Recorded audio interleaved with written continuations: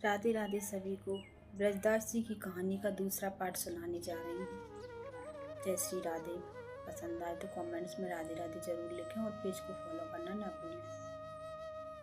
ठाकुर जी जानते थे कि ब्रजदास मेरे कहने से पानी भी नहीं पिएंगे, इसलिए ठाकुर जी खुद बरसाना राधे रानी के महल में पहुंच गए। राधा रानी ठाकुर जी को देखकर हैरान हो गई। बोली, केशव आप यहाँ कैसे?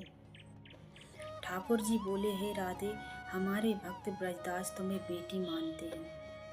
हमारे संबंध के कारण नंदगांव में पानी भी नहीं पिया। बोले, मेरी बेटी का ससुराल है।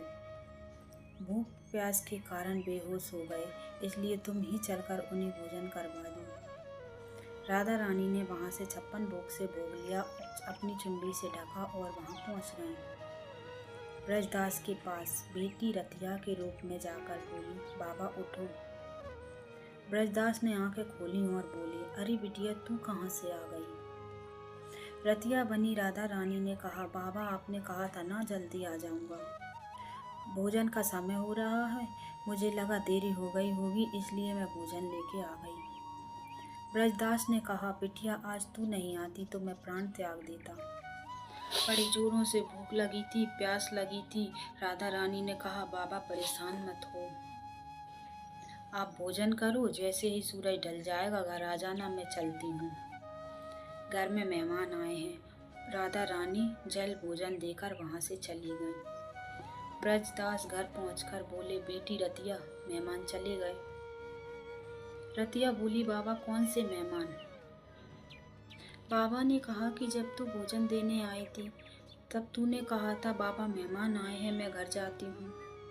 रतिया ने कहा, बाबा कौन सा भोजन, कैसा भोजन, मैं तो भोजन देने कहीं गई ही नहीं। तो बाबा ने चुनरी में लिपटे हुए पात्र निकाले और कहा, बेटी तू इन पात्रों में भोजन देने गई थी। रतिया ने कहा, बाबा ये हमारे पात्र नहीं है और मैं तो यहीं थी। ब्रजदास जी सन्न रह गए और बोले, मैं समझ गया, मेरी राधा बिटिया से देखा नहीं गया और वही भोजन लेकर आई थी। और ब्रजदास जी वह पात्र लेकर गोस्वामी जी के पास पहुंच गए और बोले, गोसाई जी यह पात्र राधा रानी के हैं।